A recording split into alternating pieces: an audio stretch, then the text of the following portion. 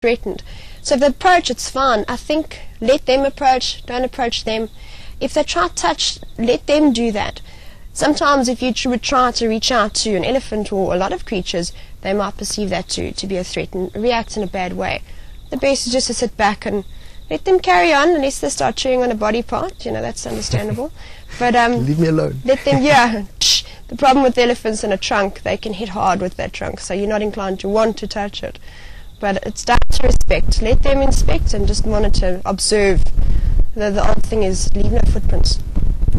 Yeah, I think it's a very important thing, which obviously we do, but over the next few months and years there will be more and more opportunities to maybe explain this. But it's exactly what Angie said just now. It's just to be part of it. In other words, like around that pan tonight, I'm just using that as an example because it sort of fitted in. But imagine it being a kudu or a rhino or another animal coming down to that waterhole and how you would interact with each other, and the elephants interacting with you in the same way. So it's more just sort of giving each other and allowing each other the right space and the right respect. But I think before we go into too many animal things tonight, we are going to sort of run through a little bit of our backgrounds. For the sake of time, I'm not going to go into my background too much tonight. We'll maybe do that another time again. Basically, my background is just long enough here now that I sort of feel like my background has been here, and I'm sure lots of people have picked up on some of that. I think much more from a curious point of view. I'm also quite curious.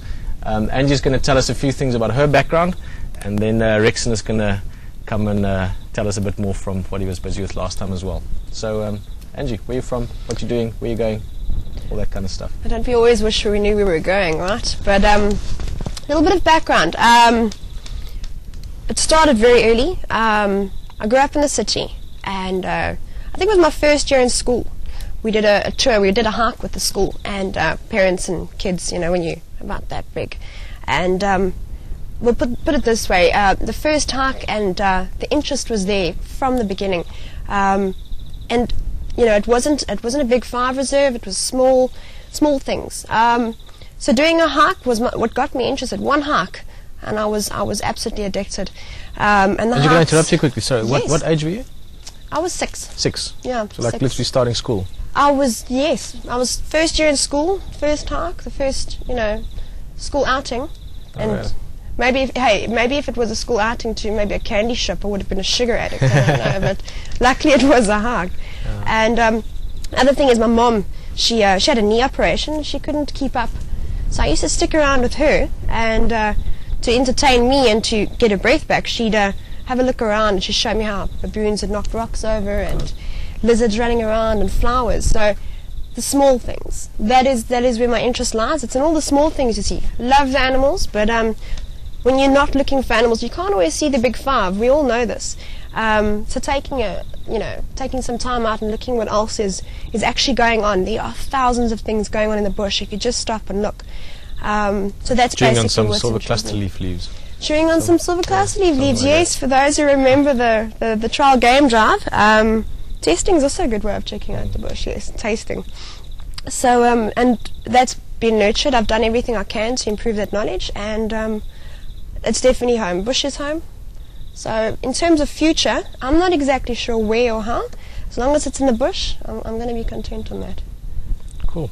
Well, I sort of interrupted there just because it caught my attention the fact that that your curiosity or passion started from a young age, because we've got quite a lot of young people also joining us on Drive, which I don't think too many of them are probably watching at the moment, but we do have a lot of literally 6, 7, 8-year-old kids, which is something that I find very exciting and very cool, is that people get that opportunity, maybe not quite in a walking around the bush way, but they get to be involved with this as well.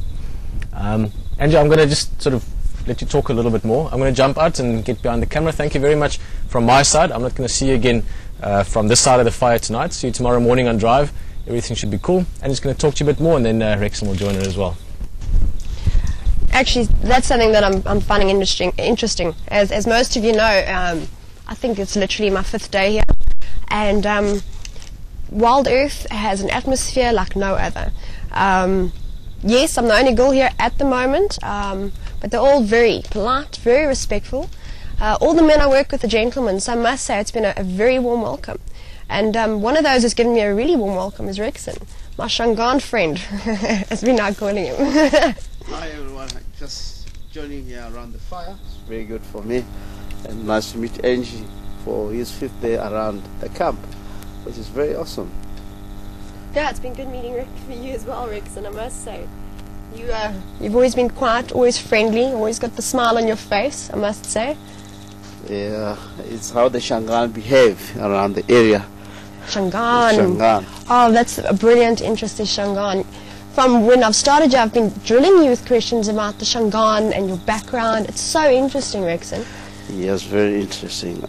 Actually, as Peter mentioned that we are going to talk a little bit about our background, all of us, Angie, Peter, myself, Marco. My background, I'm coming around the area. My future, I really like to be in the bush.